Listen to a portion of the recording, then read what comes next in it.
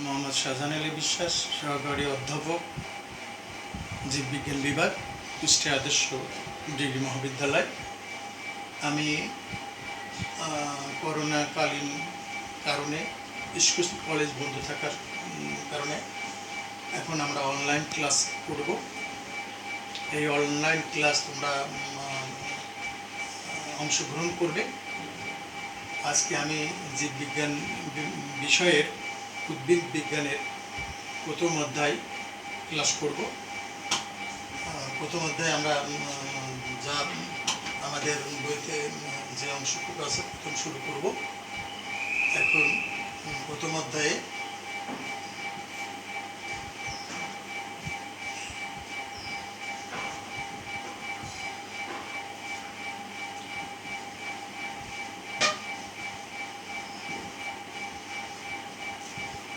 উদ্ভিদ কোষ।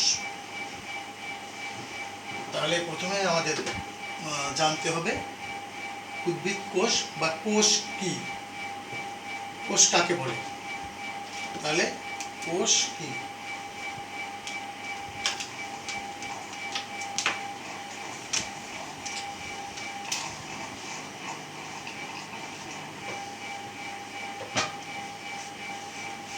কোষ বস্তুটা কি? জীবদেহের মৌলিক ক্রিয়ার এককে আমরা কোষ বলে থাকি। জীবদেহের মৌলিক ক্রিয়ার এককে কোষ বলি। কোষ ছাড়া কোনো জীবের অস্তিত্ব কল্পনা করা যায় না। এই যে বিশাল জীব জগৎ, উদ্ভিদ বা প্রাণী, যাই কিছু থাকুক না কেন সবই কিন্তু কোষের সমষ্টি। কোষ ছাড়া আমরা জীবের অস্তিত্ব কল্পনা করতে পারিনি। তাহলে জীবদের মৌলিক ক্রিয়ার এককে কোষ বলে। কোষকে আমরা কয় ভাগে ভাগ করতে পারি? কোষকে আমরা দেহের গঠনের উপর নির্ভর করে দুই ভাগে ভাগ করতে পারি, উদ্ভিদ কোষ, প্রাণী কোষ। উদ্ভিদ কোষ এবং প্রাণী কোষ।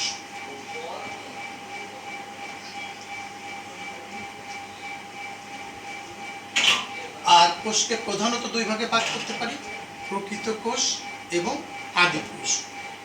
প্রকৃত কোষটা কি?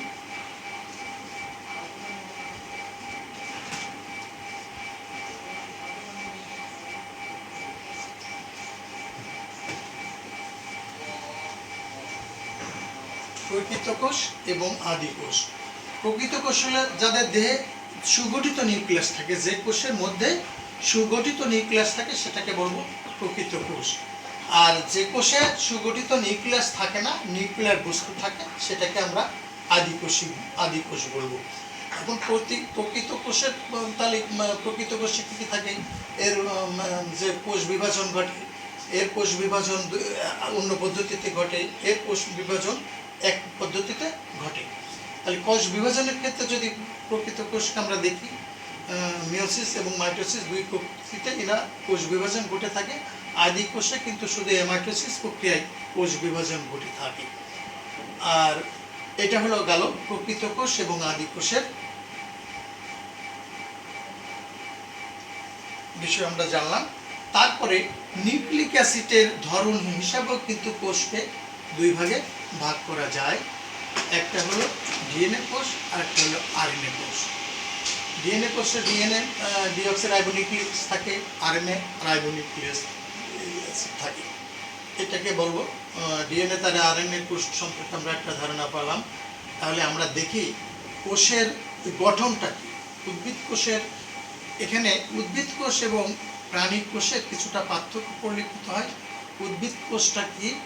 যাদের ভিতর প্লাস্টিক থাকে, প্লাস্টিক থাকার কারণে উদ্ভিদ নিজের খাদ্য নিজে প্রস্তুত করতে পারে। আর প্রাণী কোষে প্লাস্টিক থাকে না, যার কারণে এরা নিজের খাদ্য নিজে প্রস্তুত করতে পারে না। আর এখানে উদ্ভিদ কোষে কোষ প্রাচীর থাকে, প্রাণী কোষে কোষ প্রাচীর থাকে না। তাহলে আমরা একটা উদ্ভিদ কোষের গঠন দেখতে পারি, কেমন একটা উদ্ভিদ কোষের গঠন। তার আগে উদ্ভিদ কোষ সম্পর্কে একটু ধারণা নিই।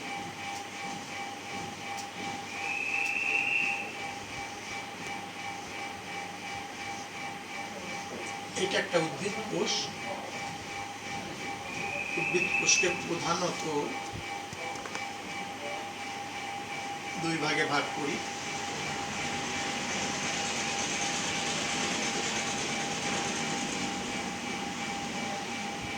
নির্জীব বস্তু আর প্রোটোপ্লাজম।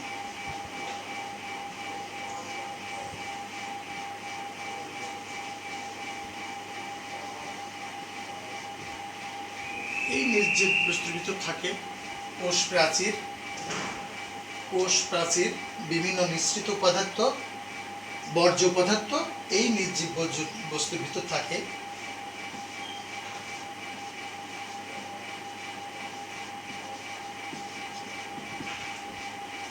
মিশ্রিত পদার্থ,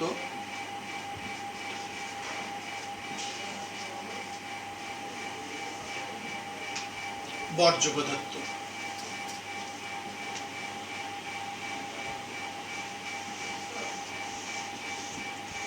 এইগুলো নির্জীব বস্তুর ভিতর থাকে। এবার আমরা দেখি প্রোটোপ্লাজমের ভিতর কি থাকে।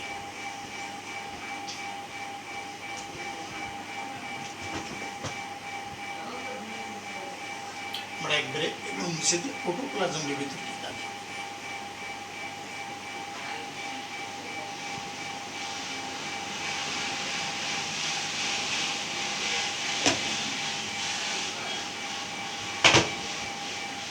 বোর্ডটা ছোট হওয়ার কারণে আমরা আলাদা আলাদা করে লিখতে বাধ্য হচ্ছি।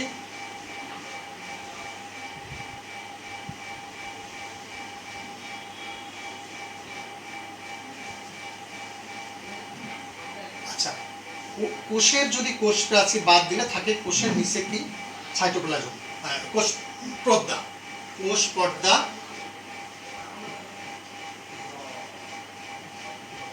তারপরে কি সাইটোপ্লাজম।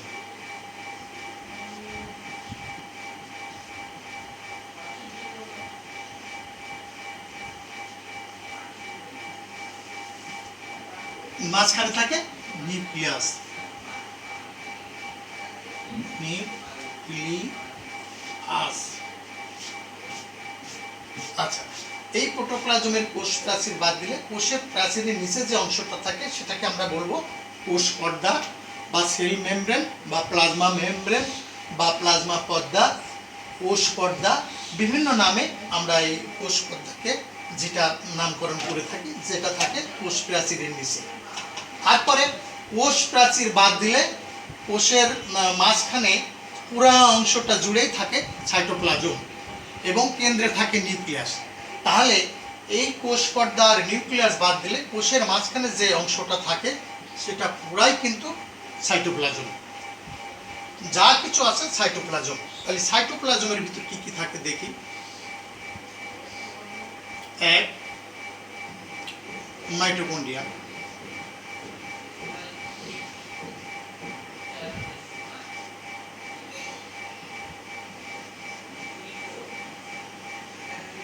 দুই, প্লাস্টিড।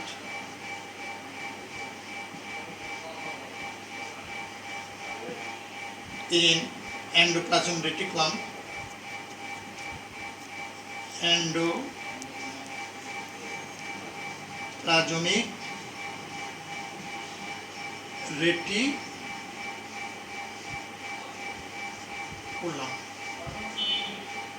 তারপরে চার, লাইসোজোম,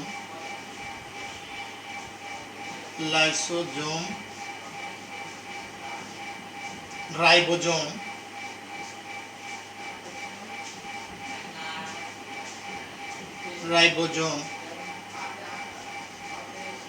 মাইক্রোটিউবুলস,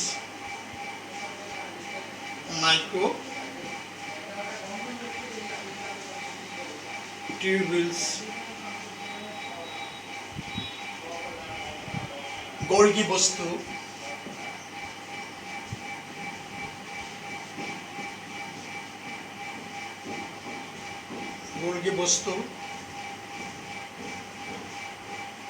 সেন্ট্রোজোম,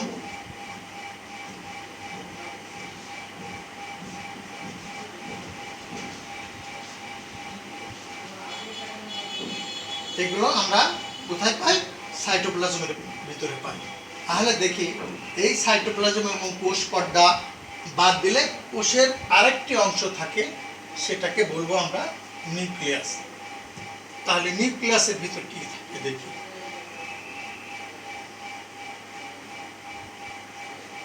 নিউক্লিয়াস কিন্তু কোষের প্রাণ বস্তু। নিউক্লিয়াস ছাড়া কোষেরও কল্পনা করা যায় না, জীবেরও কিন্তু কোনো কল্পনা করা যায় না। নিউক্লিয়াস ব্যতীত জীবেরও কল্পনা করা যায় না, কোষেরও কল্পনা করা যায় না। নিউক্লিয়াস থাকতেই হবে।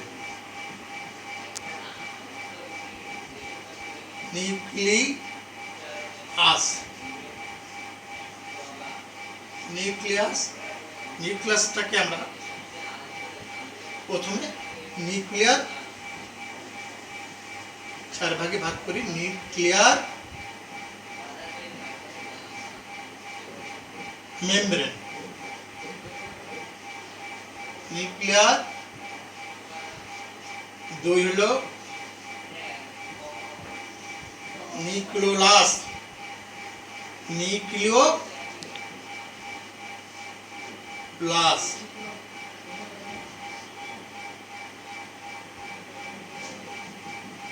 তারপরে আস 3 নাম্বার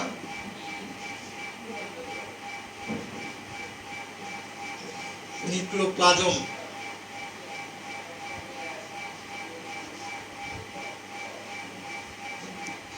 নিউক্লিওপ্লাজম। 4 ক্রোমোজোম,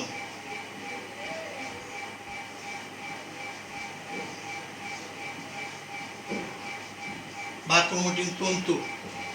এই নিউক্লিয়ারকে আমরা 4 ভাগে ভাগ করতে পারি। নিউক্লিয়ার মেমব্রেন, নিউক্লিওলাস, নিউক্লিওপ্লাজম আর হলো ক্রোমোজোম। নিউক্লিয়ার মেমব্রেন কিন্তু নিউক্লিয়াসের বাইরে যে আবরণ থাকে সেটাকে আমরা নিউক্লিয়ার মেমব্রেন বলবো। নিউক্লিওলাস হলো যেটা মাঝখানে, নিউক্লিয়াসের মাঝখানে থাকে গোলাকার, সেটাকে নিউক্লিওলাস বলবো। আর নিউক্লিওপ্লাজম যেটা নিউক্লিয়ার মেমব্রেন বাদ দিলে মাঝখানে যে অংশটা ফাঁকা অবস্থান থাকে সেটাকে বলা হয় নিউক্লিওপ্লাজম। আর যেটাকে নিউক্লিয়াসকে ঘিরে চারদিক সুতার মতো যে অংশ পেঁচানো, অনেকগুলো পেঁচানো থাকে সেটাকে ক্রোমোজোম বলে, ক্রোমোজোম বা ক্রোমাটিন তন্তু বলে। আর একটা নিউক্লিয়ার মেমব্রেনের চারপাশে একটা ফাঁকা ক্ষুদ্র ক্ষুদ্র ছিদ্র অংশ দেখা যায়, সেটাকে বলা হয় নিউক্লিয়ার রন্ধ্র। সেটা কিন্তু নিউক্লিয়াসের কোনো অংশ না। তাহলে আমরা নিউক্লিয়াস সম্পর্কে একটু ধারণা পেলাম। এই নিউক্লিয়াস কিন্তু জীবনের ভিত্তি, হ্যাঁ, কোষের ভিত্তি। নিউক্লিয়াস ছাড়া জীবনের অস্তিত্ব কল্পনা করা যায় না। তাহলে আসি একটা উদ্ভিদ কোষের গঠন দেখি।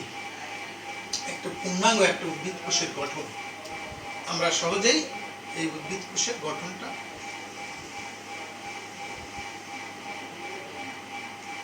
একটা উদ্ভিদ অণুবীক্ষণ যন্ত্রে পরিদৃষ্ট একটা উদ্ভিদ কোষ, এর চারপাশে কি থাকে?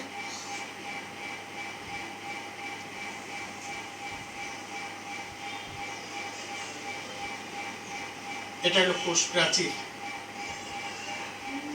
কোষ প্রাচীর,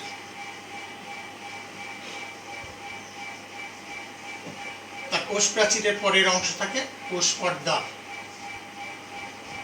কোষ পর্দা,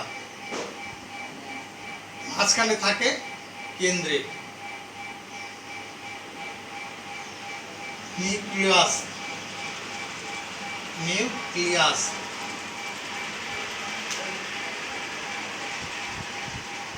নিউক্লিয়াস। আর এই যে ফাঁকা অবস্থান যেটা দেখা যাচ্ছে সেটাকে বলা হয় সাইটোপ্লাজম। Cytoplasm, cytoplasm. এই সাইটোপ্লাজমের মাঝে মাঝে থাকে প্লাস্টিক, যেমন প্লাস্টিড।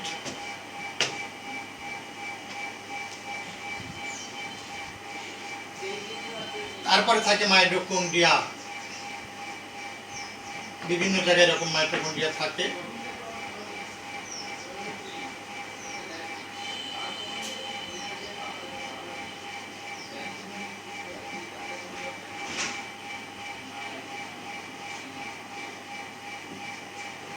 ছোট্ট ছোট্ট ক্ষুদ্র ক্ষুদ্র রাইবোজোম থাকে অনেকগুলো এক জায়গায়, সাইটোপ্লাজমের মাঝে রাইবোজোম।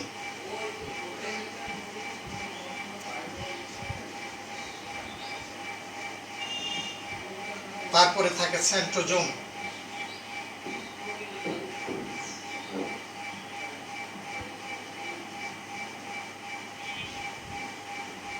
তারপরে কোষ পর্দা থেকে শুরু করে এই নিউক্লিয়াস পর্যন্ত এন্ডোপ্লাজম রেটিকুলাম থাকে।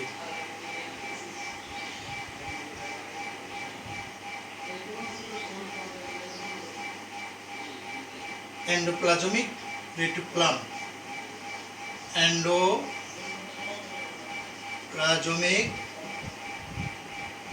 রেটিকুলাম। এই এন্ডোপ্লাজমিক রেটিকুলামটা কিন্তু দুই ভাগে ভাগ করা যায়, মসৃণ এবং অমসৃণ। এন্ডোপ্লাজমিক রেটিকুলাম, তারপরে গোলগি বস্তু থাকে।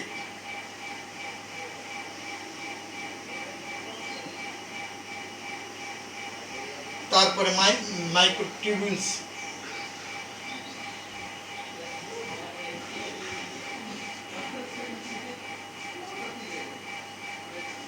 গোলগি বস্তু, মাইক্রোটিউবিউলস,